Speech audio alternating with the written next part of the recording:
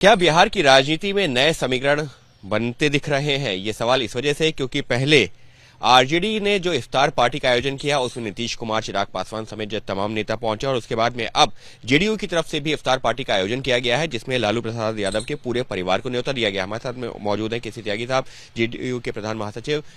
त्यागी साहब, क्या कुछ पक रहा है अगर ये कहा जाए? सवाल उठता है क्या? नहीं, सांस्कृतिक और सामाजिक समारोह में दलों के दायरों से बाहर जाकर के भी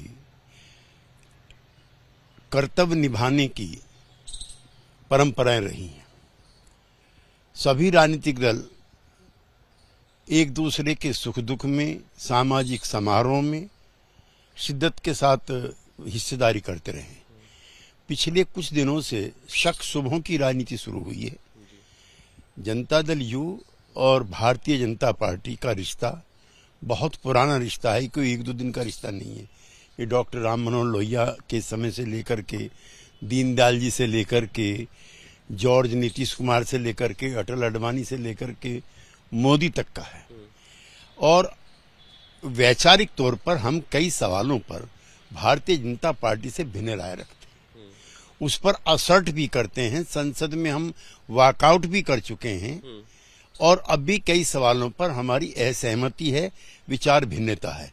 इसका मतलब यह बिल्कुल नहीं होता है कि हम एक गठबंधन को छोड़ करके दूसरे गठबंधन का हिस्सा बने। जहां तक रोजा इफ्तारी का सवाल है या इस तरह के जो धार्मिक समारोह हैं, वो सब इकट्ठे मिलकर मनाने की परंपराएं इस देश में रही हैं और बिहार में तो और भी ज्यादा रही हैं।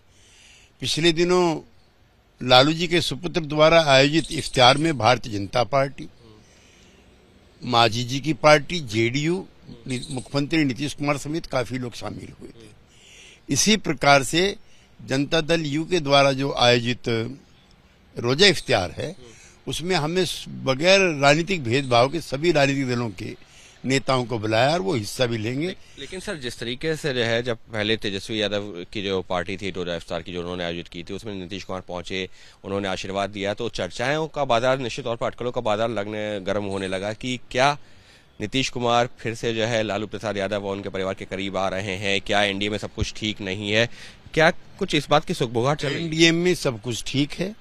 हम 2024 में नरेंद्र मोदी जी के नेतृत्व में जो लोकसभा का चुनाव होने जा रहा है, उसकी तैयारी में लगे हुए हैं।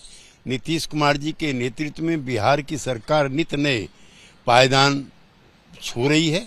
वहाँ विकास के और दूसरे रचनात्मक काम लगे हुए। इक्की दुक्की घटनाओं को डिस्प्रपोर्शनेटली बढ़ा चढ़ा करके पेश करने का रिवाज जो है, इधर कुछ बड़ा है। लेकिन हम बहुत मजबूती के साथ एनडीए में हैं और 2024 और 2025 हमारे घोषित लक्ष्य। लेकिन सर, सबके बीच में आरजेडी के ही जो है कुछ नेता जरूर ऐसे सामने आ रहे हैं जो ये कह रहे हैं कि तेजस्वी यादव को नीतीश कुमार का आशीर्वाद मिल गया है और जल्द ही जो बिहार में कुछ बड़ा भी हो सकता है। इस तरीके के जो अभी जब इफ्तार पार्टी हुई थी और मैं वहां पटना में मौजूद था, मैंने कुछ आरजेडी के नेताओं से बात की। उन्होंने कहा कि कुछ बड़ा राजनीतिक समीकरण बदल सकते हैं आने वाले दिनों में, क्योंकि नीतीश कुमार ने आशीर्वाद दे दिया तेजस्वी यादव को। तेजस्वी यादव को आशीर्वाद एक चाचा का भतीजे के लिए है, ना कि जेडीयू के नेता का आरजेडी के नेता के लिए।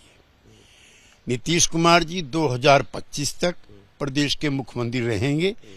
उनको ये जनादेश बिहार की जनता ने दिया है, लिहाजा ये अटकलें तुरंत समाप्त हो जानी चाहिए कि नीतीश कुमार जी किसी को सत्ता परिवर्तन के लिए आशीर्वाद दे रहे हैं। सुशील मोदी जी कह चुके हैं, जनता दल यू कह चुका है, नीतीश कुमार जी किसी न दिल्ली में आ रहे हैं और न वहां सत्ता परिवर्तन हो रहा है।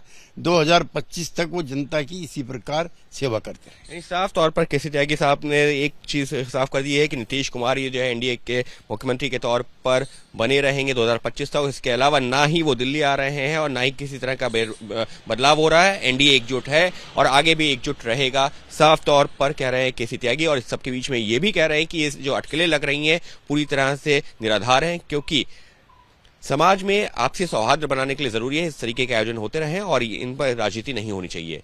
सहयोगी कैमरा पर्सन वरुण के साथ अंकित गुप्ता, एबीपी न्यूज, दिल्ली।